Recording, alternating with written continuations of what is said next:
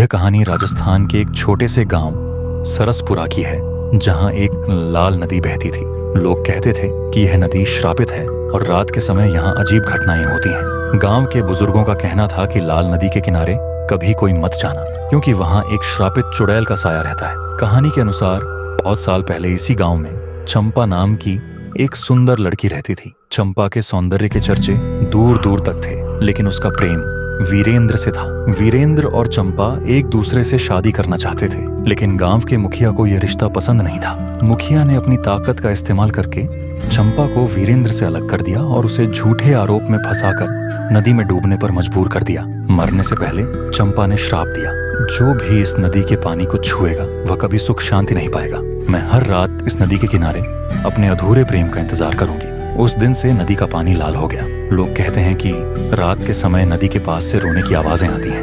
कई लोगों ने एक सफेद साड़ी पहने हुए स्त्री को नदी के पास देखा है, जो अपने लंबे बालों से चेहरा ढके रहती है। एक दिन गांव के कुछ युवकों ने चुड़ैल की बातों को झूठ मानते हुए नदी के पास जाने की ठानी। उनमें सबसे साहसी युवक रघु ने कहा, मैं दिखाऊंगा कि चुड़ैल जैसी कोई चीज नहीं होती। वे चारों रात को नदी के पास गए। जैसे ही वे नदी के पास पहुंचे, एक अजीब ठंडक महसूस हुई।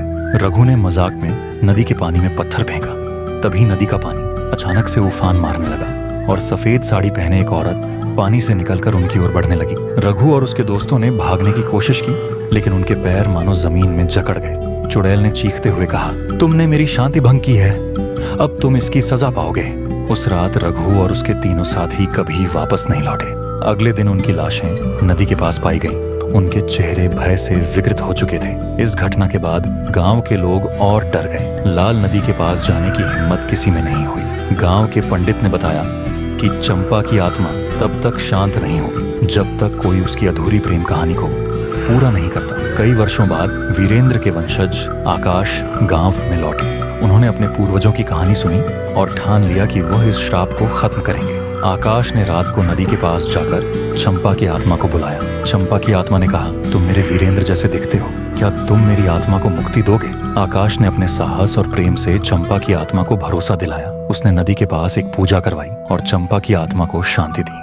पूजा के बाद लाल नदी का पानी फिर से साफ और स्वच्छ हो गया। गांव के लोगों का डर खत्म हो गया।